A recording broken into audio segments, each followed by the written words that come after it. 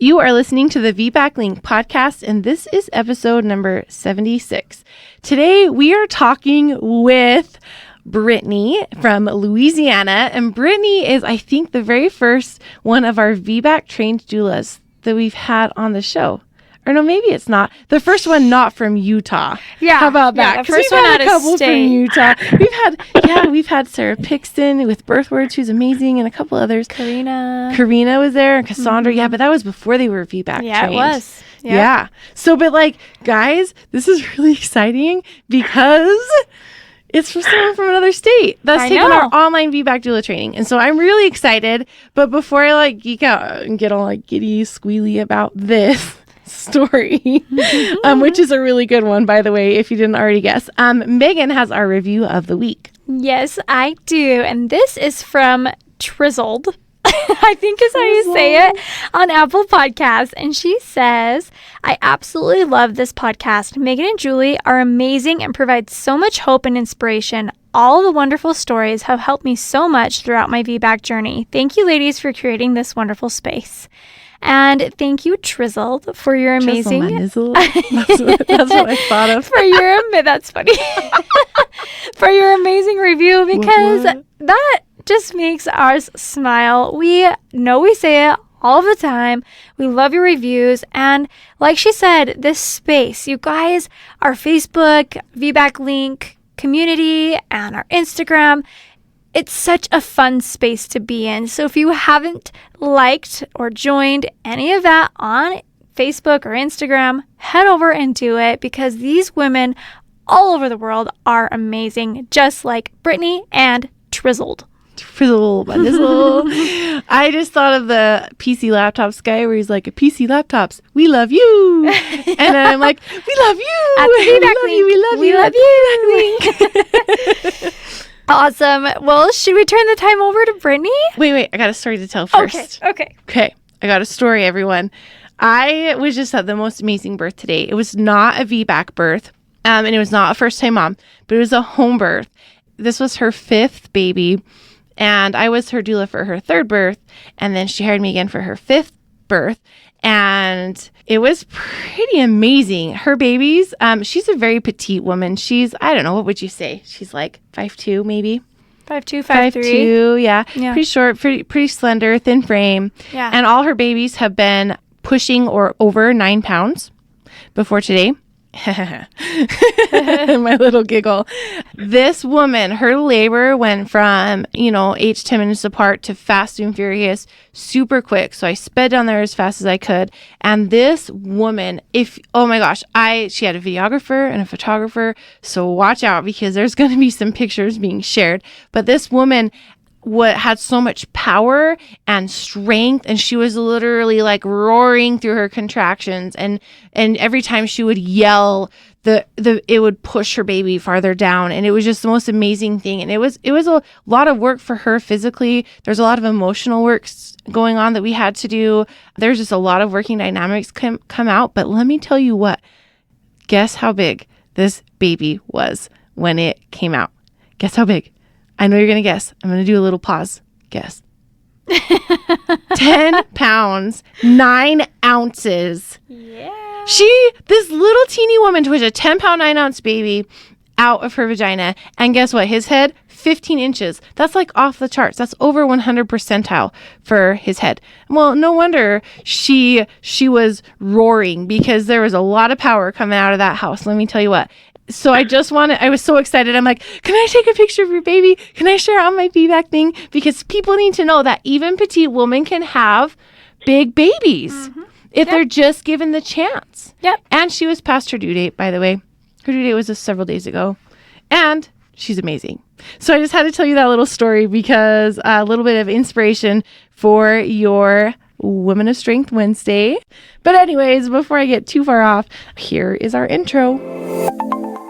You are tuned in to the VBAC Link podcast with Julie Francom and Megan Heaton, VBAC moms, doulas, and educators here to help you get inspired for birth after having a C-section.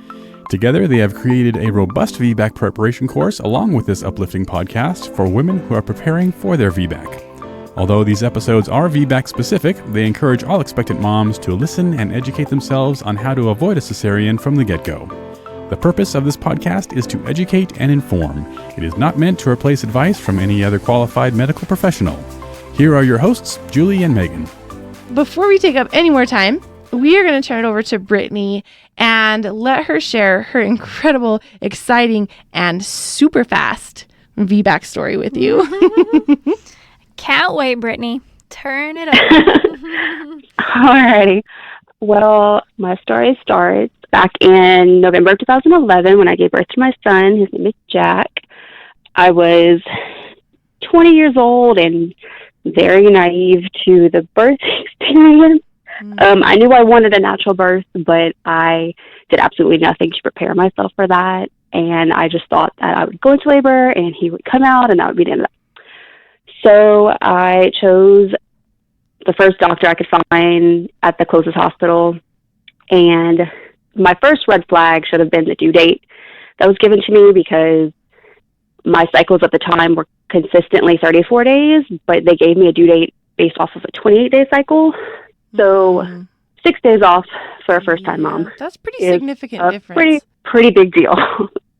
Especially now knowing, because back then I was like, I knew that my due date was supposed to be based off a 34-day cycle, but I trusted them to give me correct information, so I didn't look at a calendar to try to back up their due date. I was just like, okay, this is the due date they're giving me, so this is the due date that I have.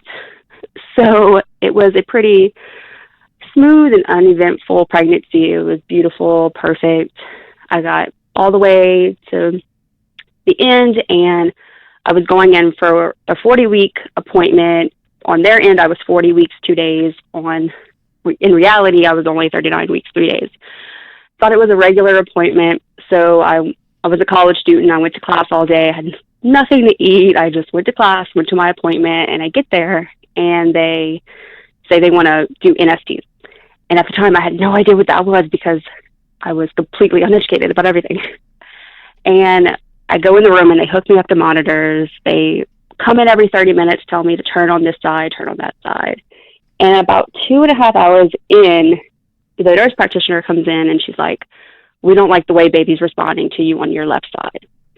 And I was like, oh, my God, what does that mean? Mm-hmm. So she's like, we want to, he's had his heart rate's lowered twice and freaking out, and they're like, we want to send you next door to the hospital to be induced right now. And I'm like, okay, I trust you. You're telling me something's wrong with my baby, so I'm going to listen to you. Mm-hmm. So I go, absolutely nothing to eat that day, scared for my baby's life. Yeah. So it's about 4:30 p.m. that the induction starts. About an hour later, anesthesiologist assistant comes in, and she asked me if I wanted to get an epidural. And I told her no, I wanted to have as natural of a birth as possible. And she just sits down and starts giving me every reason why I should get an epidural. Completely scaring the crap out of me. Yeah. So I get it. By 6:30, it's given to me 2 hours after Pitocin. That's where we were at. And I never felt any contractions. I didn't have any before I got the epidural. I just did what was asked of me, and that was that. At about 7:30 the next morning, I was complete, and my nurse checked me, went to get all the things and the people needed to push out a baby, and all of a sudden, my epidural wears off, and I went from feeling absolutely nothing to feeling every possible sensation you can absolutely feel while you are in labor. That is a rough transition. And yes, it is. It's very, very, very rough. And I tell them, they look at it, and for some reason, the anesthesiologist couldn't be found. Everybody's looking for him. Nobody could find him. And my doctor comes in, and she stands against the wall with her arms crossed and does absolutely nothing the entire time I'm pushing. That's awesome. And it was, yeah, like, she never came check on me at all the entire 14 hours I was in labor. She stood against the wall the 2 hours that I pushed. Like, or no, nothing. Nothing. I didn't even see her at my appointment. I saw her nurse practitioner at my appointment. So I never even got a chance to, like, talk to her about the induction beforehand. it was decided like behind closed doors. And then I finally see her when it's time to push. That just makes me so upset for you. Yeah, it was crazy. And, you know, it's like 2011. It's before mommy groups on Facebook was a thing, and before, like, you know, knowing your options was really a thing. And it got scary because here I am pushing and not really knowing what to do. No one really directing me on how to do it. And they're just like counting, and I'm pushing, and I'm feeling everything. And I'm on my back. Nobody's offering any types of comfort measures or even making me get to my side, or even trying to, like, you know, even an episiotomy at some point would have maybe helped. But no, my doctor just stood against the wall with her arms crossed, screaming at. We pretty much got into arguments the whole time because I'm like looking at her, begging her for some kind of relief, and she's just like, calm down, like rolling her eyes at me. Like, it was insane. And finally, after a while of I'm realizing the epidural's not coming, and I couldn't take the pain anymore. I couldn't even stick with pushing during the counts. I beg her for a C-section, and she straight up tells me, I'll make you push for 2 more hours if I want to. No. And it was the rudest thing Oh my gosh. been through. It was crazy. She was, I can't say, but finally, I just get to a point, like 2 hours of pushing, I just got to a point where it was enough arguing, do it now, I'm done. And she finally, like, threw her hands in the air and was like, fine, I'll give you what you want. I signed the consent form, and then all of a sudden, they find the anesthesiologist. So they tell my husband to go gear up. They send him into a room to get dressed, like, to put all the scrubs on to be able to watch the C-section. And I remember them wheeling me to the OR and them, like, checking me every now and then to see if the epidural was, like, kicking in, and it never kicks in. So they decide to put me completely under. And my husband What is up with the says, epidural? Like, what the heck Yeah, is going on? I have no idea. It was a crazy, really crazy experience. Yeah. But it was so traumatic because it like, even postpartum just gets worse because, you know, my husband says that he waited in a room after getting suited up for like 45 minutes, waiting for someone to come get him or tell him something because he thought he was going to be in the OR with me. So finally he leaves the room, finds my family. They're all like wandering around the hospital, like trying to find information about me. Nobody knows anything. And so they get back to the nursery to see if maybe they can, like, see the baby. He finally gets wheeled in, and they don't let my husband hold him. They don't even let anybody go up to him. So he's just alone with the nurse for like almost 2 hours waiting for somebody to hold him. And I wake up in a room just staring at the ceiling, and I can hear other patients like groaning and moaning. And I have a panic attack while I'm laying there, and a nurse comes and finally tends to me. And I wake up, and they wheel me to my room, and I finally meet my baby. And, I mean, I was so happy to meet him. But it was 2 hours after his birth. I was the first person to see him 2 hours after his birth. And that, for me, is the most dramatic part, that he got, like, besides, like, being checked by nurses, he got no physical contact with anyone after. So I think that out of everything that happened, that was the most traumatic part of it, was knowing that he missed out on that. And I really think it affected breastfeeding because he wouldn't latch at all. He was really groggy the first day, and we never really got a hang of it, and it just didn't work out for us. And that's what, like, at first, I come from an area that's like VBACs really weren't talked about before like a year or so ago. And when they were talked about, they were like talked about with a bunch of restrictions. So at first I was like, okay, so this is going to be, if we have more kids, it's going to be C-section. And about a year later, I decided that we wanted, eventually we would want another baby. So I started like doing some research and deciding like if I was going to have any kind of birth that was in anything that I wanted, I needed to do my research, do my homework, and not just try to go with the flow like I did the last time. And I finally stumbled upon I don't even remember. I don't remember if it was like AmericanPregnancy.org or if it was the Mayo Clinic. It was one of those two. I stumbled upon, and I saw VBAC, and I got so excited. And I just spent the next couple of years doing as much research as I could on VBACs and learning about my body, learning about ovulation and all that. And in October 2015, we got pregnant with our daughter, Clark. And I knew from the start that I wasn't going to take anybody's crap in the delivery room. I was going to fight for my VBAC and do what I needed to do to get it. And I chose a different doctor this time. I did my research on that. He was great. I went in there with my foot down. He knew from the beginning what I wanted and how I was going to get it, and he never tried to stand in my way for it. And the pregnancy for her was a lot different. It was very hard.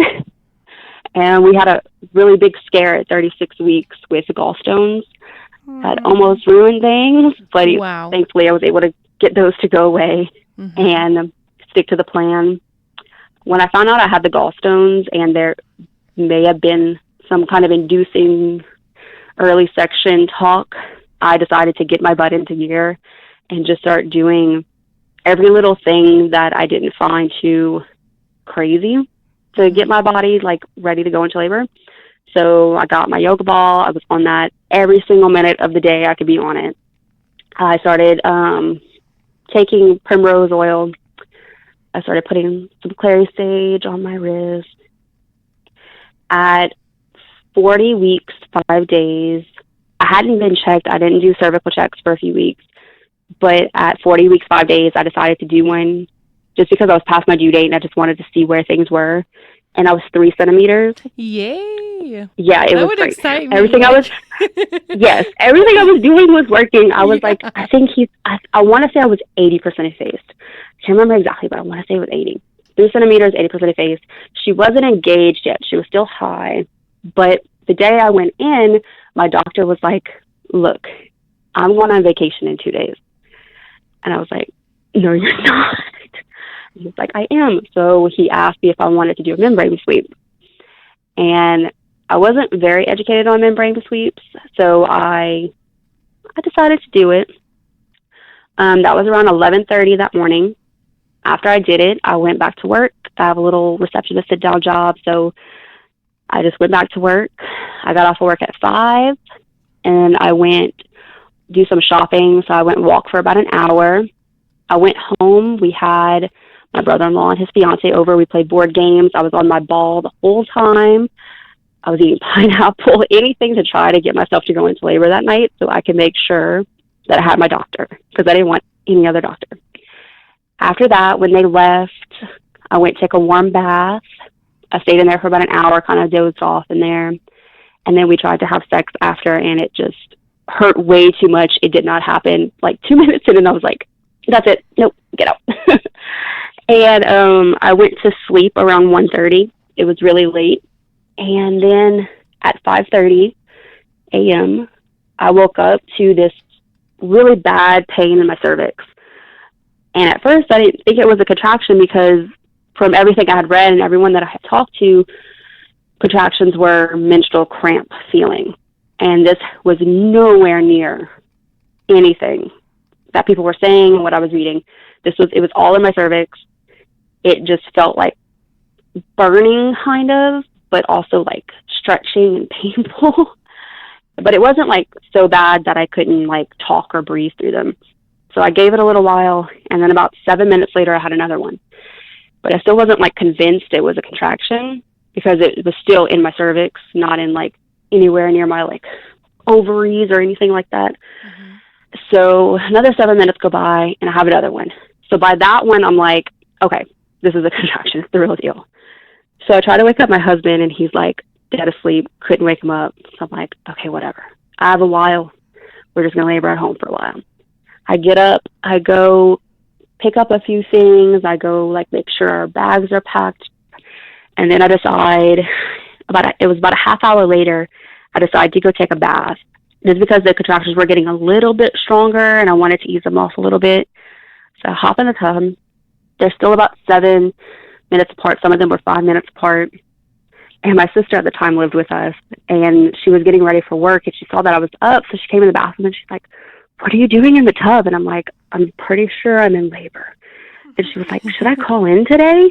She only had like a 6-hour shift, so I was like, no, go to work. This is going to be an all-day thing. You're good.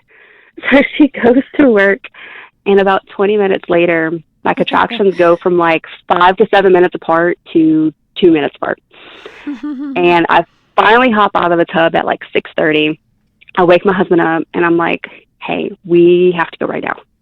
So he springs out of bed. He's freaking out. We're like trying to brush our teeth, get ready, and then I have to go. I wake up my son and grab him and grab his bag and try to put him in the car.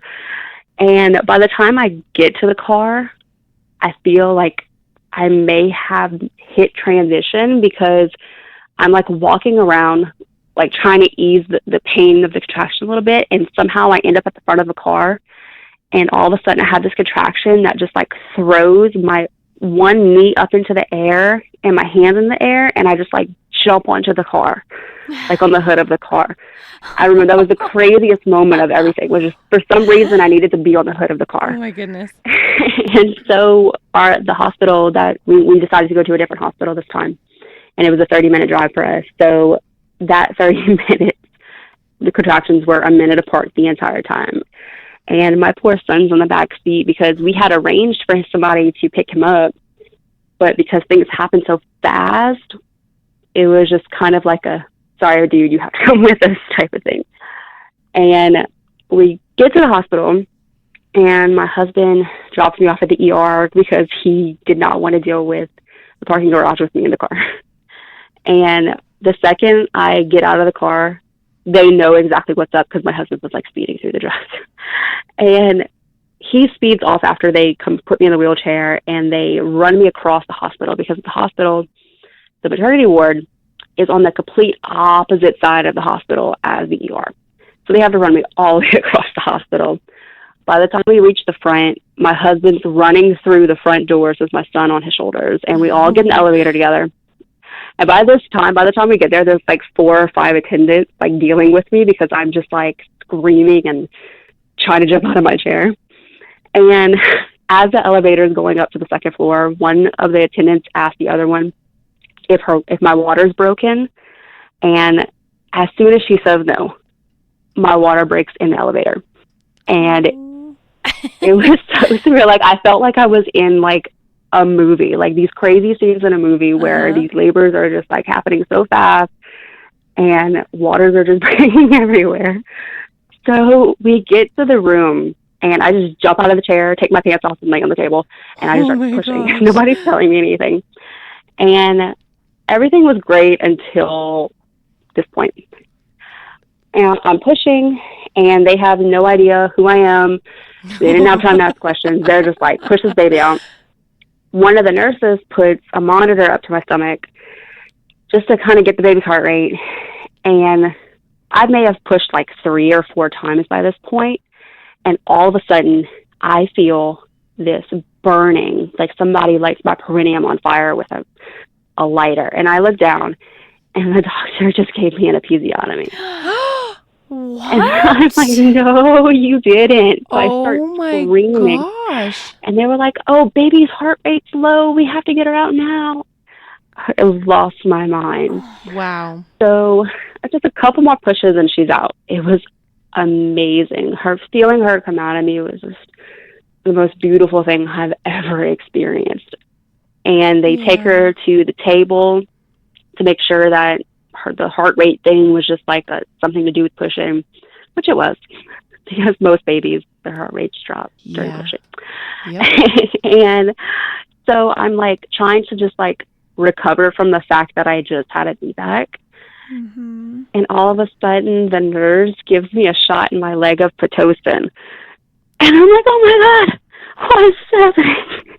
She didn't even say anything. That frustrates me so she just much. Gave it to me. I know, and it's the worst part of being at a birth, as like I'm a birth doula.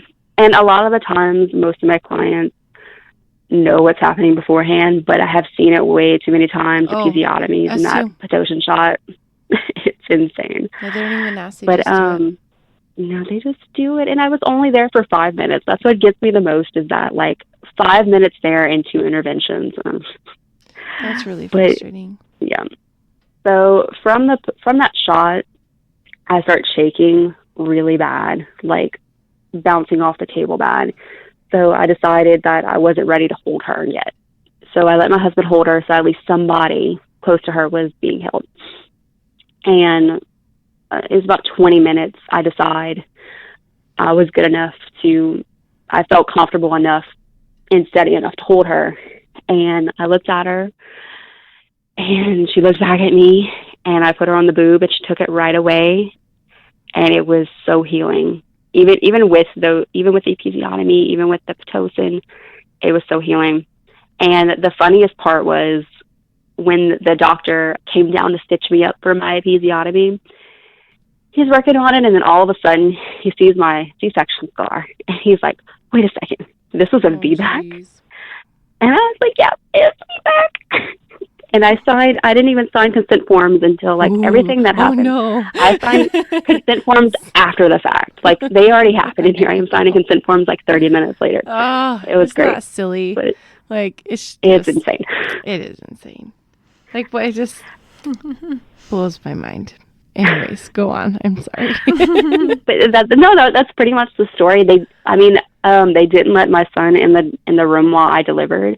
If we would have labored there, they would have let him in while I labored. But for the delivery part, they don't allow children in there. So when we were in the hall, since none of our family was there yet, because we called one person like as we're driving to the hospital, the nurses were so kind, and they took him to their lounge, and they like talked to him and like talked over him until like my mother-in-law got there to like take him into the hall for us. But it was nice. I mean, it was just me and my husband there for the birth, and it happened so quick that I didn't have to hear any hassle from anyone. And I don't even think, like, the pain wasn't like as bad as I thought it was going to be. It was, compared to my first birth, the contractions I felt with that, it was so much easier. And I was so much more educated this time. There was a VBAC class at the hospital I delivered at. It wasn't like a so much in detail class, but it was like an intro to VBAC class. And I took that, and I just watched every birth video I could possibly get my hands on YouTube. Yeah. And I think all of that really helped get me in the mindset. But it was great. Even with the worst parts of it, it was still amazing. Yeah, even with some of those things that you wouldn't have desired, normally that happened. You're like, yep, totally did that. You're like, yeah, this is a VBAC. I think sometimes, Midwife Bliss talked about it in special episode 14, where she's like, your birth is like a wedding. She talked about it more like in like how we would pay for it, but I like to relate it in this circumstance to like, your birth is like a wedding. Like, your wedding day, you can make all these plans, and you can prepare, and you can do all of these things ahead of time to get ready, and you can hire your wedding planner and make sure the tuxedos are ordered and all the flowers are good and the catering's fine, and you can like get all your flower arrangements ready and make sure your mother-in-law or future mother-in-law is not gonna wear a white dress or whatever. But but on your wedding day, most of us have something that doesn't quite go right to plan, and for some of us it's big things like the catering didn't show up, or the flowers were wilted, or your mother-in-law does show up in a white dress on your wedding day. But for some people, it's just little things like I wasn't too particular about how things went, but I remember to this day, my mother-in-law made this beautiful like wedding book for us, where for people to like sign in, like I guess little signatures, like notes and stuff. It's like a scrapbook. It's gorgeous with like all our engagement pictures and everything.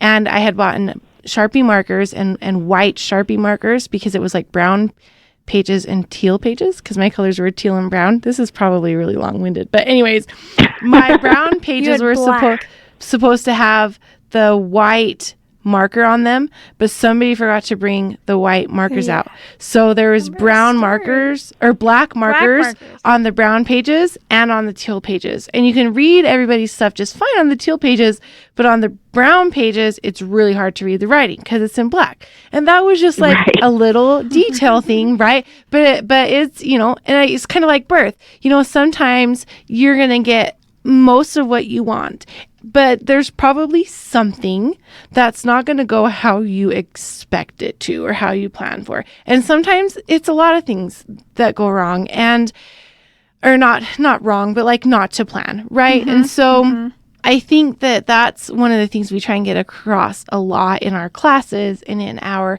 podcasts and in our conversations with people like in our community and everything, is that prepare and plan for your perfect birth, but also educate yourself about all of the unexpected things. So that way, first of all, like, Right. you know, and you can meet them with an educated and intuitive mind, but also so that you can look back from a place of like understanding and true information rather than like regret or wishing you would have known a little bit better.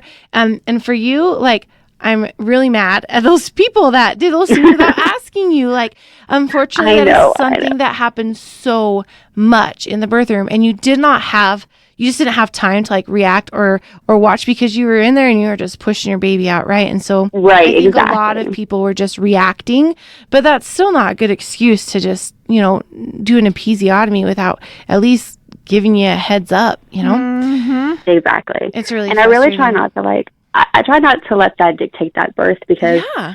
compared to my first birth, like, it was so beautiful, and I'm so lucky that I was able to, first of all, make it to the hospital, and secondly, just like be able to have a natural birth and have my baby come out healthy. Yeah. So I really not try to like dwell on what happened in the delivery room. Yeah, it's just but a I little am black pregnant markers with on our your third. brown pages. So Exactly. But I'm pregnant with our third right now. I'm due in January. And yeah. And so it just prepares me for the next one. I know what I want, and I knew how to get it last time, but this time around I am looking for those little things, because this is going to be our last baby. Yeah. We've decided this is our last. We're not having any more children. So this birth is, if it's going to go wrong, it's going to go wrong because there's complications. It's not going to go wrong because my doctors are impatient. It's going to go my way or no way. My way or So the highway. I have my doula in place. I picked a different OB this time, because my OB who I had for my VBAC is no longer VBAC friendly. He was so amazing during my VBAC, but now he doesn't take VBACs anymore. He takes second-time VBAC. He takes second-time VBAC moms, which I fall into. But if you're not going to be VBAC friendly, you're not. Yeah, if you're not going to be VBAC friendly to my first-time VBAC mamas, I'm not coming to you. Yep. You're not getting my business. So I decided to go with an even more VBAC friendly doctor, Yes. who I'm pretty confident in. I've worked with him before for VBACs, and he was pretty great. They've had VBACs, so I feel like I'm even more prepared this time. This time I'm a birth doula. I've been a birth doula for a couple of years, and now I've taken your course, so now I'm a VBAC trained doula. That's right. So I feel like I have everything in the right place this time to be able to avoid those couple of extra bumps in the road. That's awesome. I want to talk a little bit more about doulas, and specifically our VBAC doulas. Did you know that we're building this army of VBAC doulas? Like, we have, I'm counting right now. We have 4, 8, 12, 16 states with VBAC trained doulas in them now. But you know what? We get messages all the time, I would say at least once or twice a week, from people looking for VBAC doulas in their states, and we just don't have any VBAC trained doulas in their states yet. And so I want to talk about a couple of things. First of all, Brittany is amazing, and it is a really big struggle in the South for VBAC. So North and South Carolina, Louisiana, parts of Florida, areas like that are really not as VBAC supportive as other parts of the country. So if you're in one of those southern states, we actually have several of them in our directory right now. We have Virginia, North Carolina, Louisiana. And so if you want to find Brittany and you want to have her as your doula, you should go to our website, thevbaclink.com/find-a-doula, and you can just click on her state, Louisiana, and that's where you will find her information. And you can do that same thing for whatever state you're in, thevbaclink.com/find-a-doula. Now, listen up. I want to put a special message out to doulas in Washington State, in Oregon, and in Texas. That's probably where we get asked the most. Yeah, like, for sure. I need a VBAC. We still don't have VBAC doulas in Washington. We still don't have VBAC doulas in Texas or Oregon.